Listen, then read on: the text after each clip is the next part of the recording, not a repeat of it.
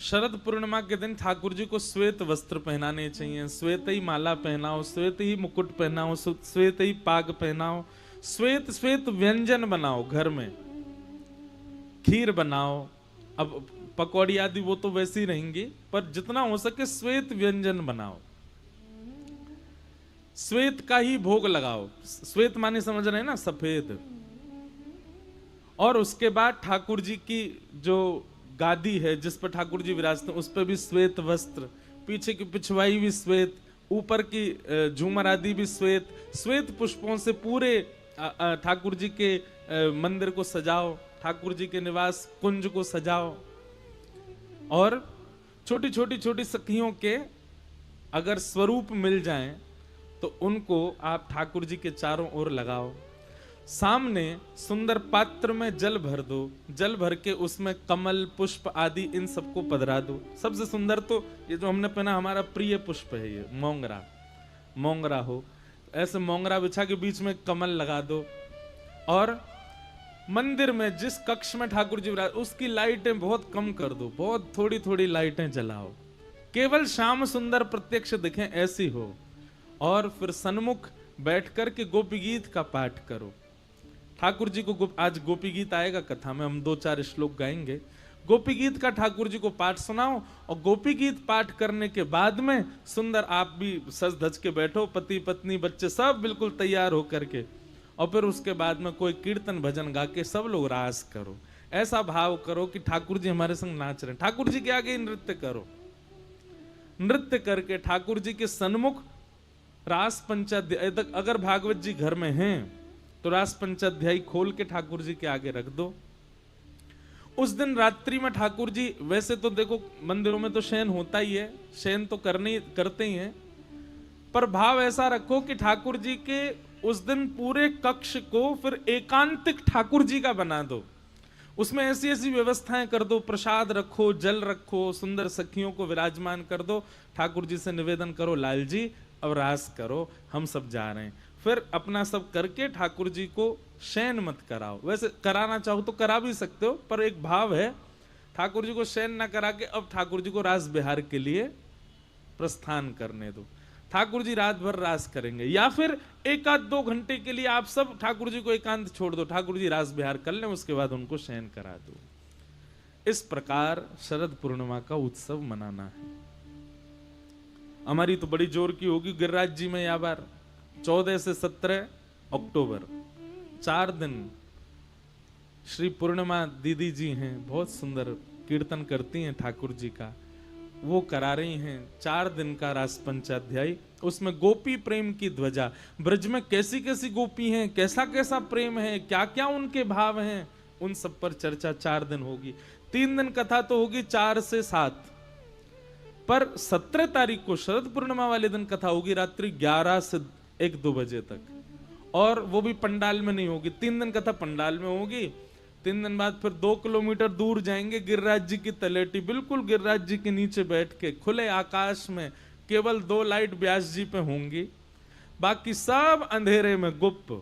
जितने श्रोता आएंगे, बहुत श्रोता आएंगे, उसमें सब बिल्कुल अंधेरे में बैठेंगे, आकाश से शरद पूर्णिमा के चंद्रमा प्रकाशित करेंगे, उसी के प्रकाश में सब लोग बैठ करके गोपी गीत का पाठ करेंगे, रास पंचाध्यायी, रास बिहार होगा, नृत्य करेंगे, कोई किसी को देख नहीं पाएगा, सब बस नृत्य करेंगे। हमारी ऐसी भावनाएं, कोई या कोई दिखेगा ही ना तो है सके कि या बीच में श्याम सुंदर आ ही जाएंगे और रास बिहार करे ही जाएंगे, तो भावना वहां जाकर के प्रकट होगी कैसी हो। तो ऐसा शरद उत्सव होगा। अब हम भाव के प्रश्नों का उत्तर दे देते हैं ना, उसके तुरंत बाद फिर कोई खतरनाक प्रश्न आता है तो फिर हम कहते हैं अब इसका उत्तर कैसे दें, अब भाव में तो चले गए। आज भी देखो क्या हुआ कथा में, जैसे ही वर्षा हुई सब लोगों को लगी होगी ओहो वर्षा हो रही है, पानी भर जाएगा, जे होगा वो होगा। लेकिन देखो वैष्णव का स्वरूप कैसा होना चाहिए। जैसी वर्षा हुई, हम अपने कक्ष में तैयार हो रहे थे तो मन में भाव आया, मैंने कहा ओहो कल तो 56 भोग लगे थे ना, इंद्र को पता चल गई है कि ब्रजवासियों ने उसकी सेवा बंद कर दी है। इंद्र को पता लग गई है कि ब्रजवासी 56 भोग लगा रहे हैं गिरिराज जी को, सो इंद्र ने मूसलाधार बारिश करी। और महाराज देखो, हमको पता चला कि सबसे पहले आक्रमण कहां हुआ? मंच पे ही हुआ। लेकिन हमारे ठाकुर जी ने फिर से गिरिराज जी धारण कर लिए, फिर से व्यवस्थित हो गए। और देखो, जैसे ही ठाकुर जी ने गिरिराज जी धारण किए, ब्रजवासी ने अपने बांस लगा लिए। एक बांस भी लग रहा हो बीच में। बोल गिरिराज धरण की। ओ कैमरा वाले भैया ने दिखाओ बांस। हाँ जे बांस देखो, अभी बस बांस लग गो, अभी चट चट टूटना और चाहिए। तब होगी पूरी लीला। अच्छा, ये बांस लगे हैं, आप कहोगे एक ही बांस थोड़े ही हो, तो देखो ये जो पिलर लग रहे हैं पंडाल में, ये पूरा गिरिराज पर्वत है। सबन ने अपने अपने लगा रखे हैं, लेकिन भैया इन पे नाइट करो। जे पंडाल तो हमारे गिरधर लाल जी ने अपनी भुजा पे धारण कर रखो है, इन नहीं धारण कियो है। तो ये इस बात का प्रमाण है कि ठाकुर जी, कथा केवल शब्द नहीं है, कथा केवल प्रवचन नहीं है, कथा पूरी लीला होती है। और ठाकुर जी उसमें प्रत्यक्षता का अनुभव करा देते हैं। बस कोई करने वाला होना चाहिए।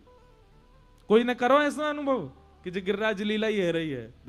एक दो, अच्छा अब तो सबरे इनके हाथ खड़े होंगे झूठे। अच्छा, ये ऐसे भाव भी प्रेमी हृदय के चित्त में ही है सके।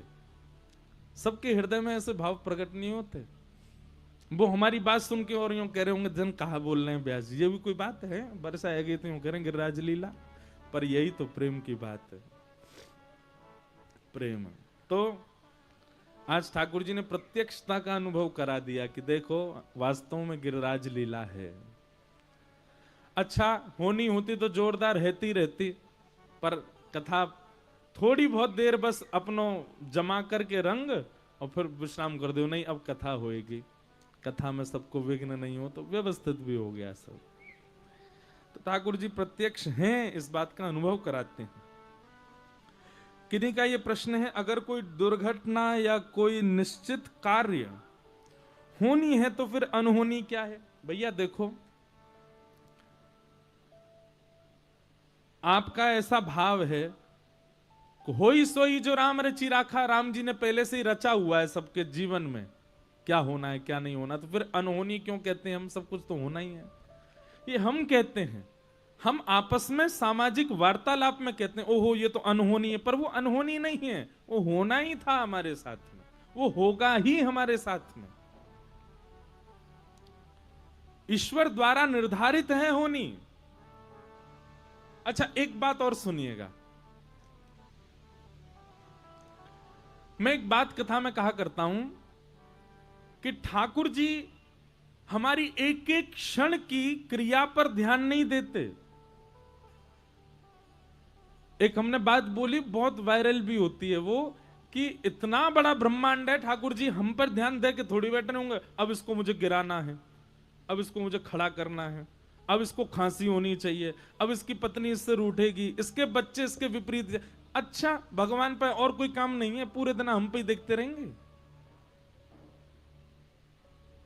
तो क्या करते हैं ठाकुर जी? ठाकुर जी व्यवस्था पूरी कर देते हैं। जैसे कि आपने बाजार से सब्जी ले आए, मसाले ले आए, व्यंजन ले आए, ला करके माता को घर में दे दिए। माता जी को घिया आ गया, तोरई आ गई, टमाटर आ गए, आलू आ गए, भिंडी आ गई, ये मसाले, लाल मिर्च आ गई, धनिया आ गया, आदि आदि जो भी होता है सब आपने ले जा करके दे दिया। सामग्री देना आपका काम था। अब सब्जी कैसे बनेगी कैसी नहीं बनेगी ये मां के हाथ में है। ठीक वैसे ही ठाकुर जी हमको व्यवस्था दे देते हैं। धन दे दिया, बुद्धि दे दी, नेत्र दे दी, नाक दे दी, जीव दे दी, हाथ दे दिए, पैर दे दिए, स्वभाव दे दिया, गुण अवगुण दोनों हमारे सामने कर दिए। अब उस पर क्या करना है, क्या बनाना है, ये हमारे ऊपर निर्भर है। ठाकुर जी व्यवस्था करते हैं। भैया बालकों बैठ जाओ, बैठ जाओ, छोटी सी लाली है, वह बाहर घुमा लाओ, जाओ। समझ में आई बात? भगवान ने पुलस्त ऋषि के खानदान में भेजा किसको? रावण को। पुलस्त ऋषि सामान्य नहीं थे, देवता भी नतमस्तक रहते थे पुलस्त ऋषि के आगे। ब्राह्मण कुल में भेजा, सारस्वत वंशी ब्राह्मण था रावण।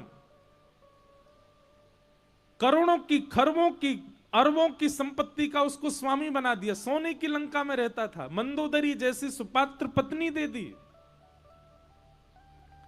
लोगों को एक सिर मिलते हैं, उसको 10 सिर दे दे। व्यवस्थाओं में कोई कमी नहीं छोड़ी भगवान ने रावण की में, लेकिन उन व्यवस्थाओं का दुरुपयोग किया।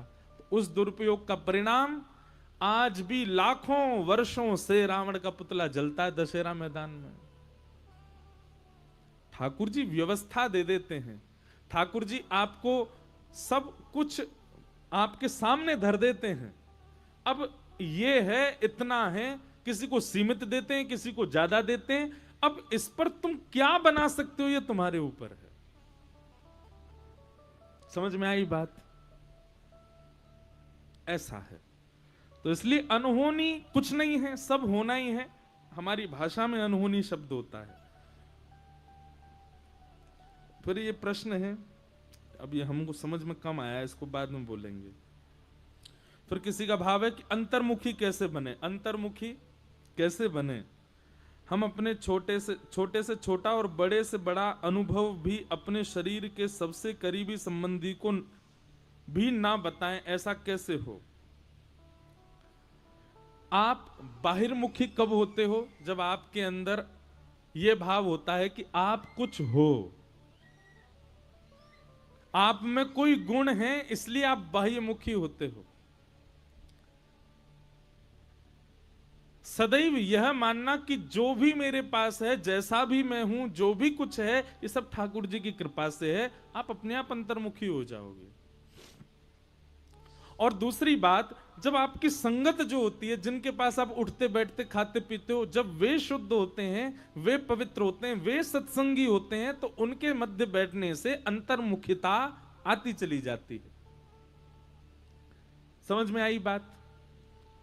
आप बाहिर्मुखी क्यों हो? कुछ भी करने के बाद तुरंत गा देते हो, ये मैंने किया, ये तो ऐसे हुआ, मैंने किया, मैं तो ऐसा हूं, मैं तो। एक तो ये मैं शब्द सबसे गंदा शब्द है। हम कथा में कहा करते हैं, सतयुग का राक्षस, उसका नाम है हिरण्यकश्यप। नाम कितना बड़ा। त्रेता में नाम राक्षस का थोड़ा छोटा हो गया, क्या? रावण, 3 अक्षर का। द्वापर में राक्षस का नाम और छोटा हो गया, कंस, 2 शब्द का। कलयुग में और छोटा हो गया, 1 अक्षर का, क्या? मैं। ये मैं पना निकालिए अपने अंदर से। और एक बात सुनिए, जो नाम जप करते हैं, उर्दपुंड लगाते हैं, कंठी पहनते हैं, वैष्णव भेष में रहते हैं, वृंदावन आते जाते रहते हैं, उनमें तो मैं पना होना ही नहीं चाहिए। मैं नहीं। हम कुछ नहीं कर रहे हैं, सब ठाकुर जी की कृपा से।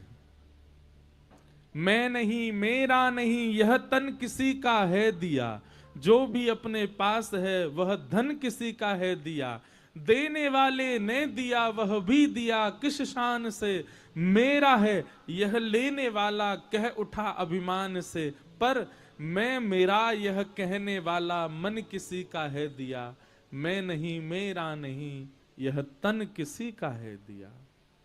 हम एक बात कहते हैं, समझ में किसी को नहीं आई, ताली सबने बजाई। आई समझ में? सुना दो चलो हमको। सुनो अब एक बात, आप बाहिर्मुखी क्यों हो? क्योंकि आप खुद को कुछ समझते हो। मैं कुछ हूं, 30 मार खाऊं मैं। तो फिर एक काम कीजिए, आज ही अपने शरीर को आज्ञा कीजिए, ए शरीर, तुझको मैंने इतना घी खिलाया, तुझको मैंने, कौन सा हलवाई, ठग्गू हलवाई है कानपुर का, ऐसा कोई सगा नहीं जिसको हमने, वाह, सारे कानपुर वाले ही तो ऐसे नहीं है। हमने तुझको उसके लड्डू खिलाए, तेने जब जो मांगा वो सब हमने तुझको दिया। ए शरीर, इतने वर्षों से हम तेरी सेवा कर रहे हैं, अब इसके बदले तू हमको ये दे, हम जो कहें तू वो कर। कल से तेरी दाढ़ी नहीं निकलनी चाहिए, तू बिल्कुल सुंदर बना रहे। और सुन, हम कोई वर्कआउट नहीं करेंगे, तू अपने आप पतला हो जा। और सुन, ये वृद्धावस्था, कभी बाल सफेद हो रहे हैं, दाढ़ी सफेद हो रही है, कान से सुनना बंद हो रहा है, आंखों से दिखना बंद हो रहा है, नंबर चढ़ रहा है, ये सब नहीं चलेगा। हमने तेरी बहुत सेवा करी, हमारी बात मान, अब से तू बूढ़ा नहीं होगा, तू सदा युवा बना रहे। आपका शरीर आपकी मानेगा? नहीं मान सकता। वो वही करेगा जो उसको करना है, जो उसकी गति है। तो फिर अभिमान किस बात का करते हो आप? आपका खुद का शरीर आपके वश में नहीं है, तो फिर अभिमान क्यों? किस चीज का अभिमान है? जिस दिन आपके मन में यह भाव आ गया कि भाई ये सब संसार मेरा जीवन और मैं खुद सब ठाकुर जी की कठपुतली है, हम कठपुतली तेरे हाथ की, उसी दिन आपके अंदर अंतर्मुखता आ जाएगी। हम कभी कथा करके ये विचार नहीं करते, हम अपनी बात कह रहे हैं कि मेरी कथा से ये हो रहा है। सुबह इतने बालक आते हैं, कोई किसी के नेत्रों में आंसू होते हैं, कोई कुछ बना के लाता है, कोई कुछ करके लाता है।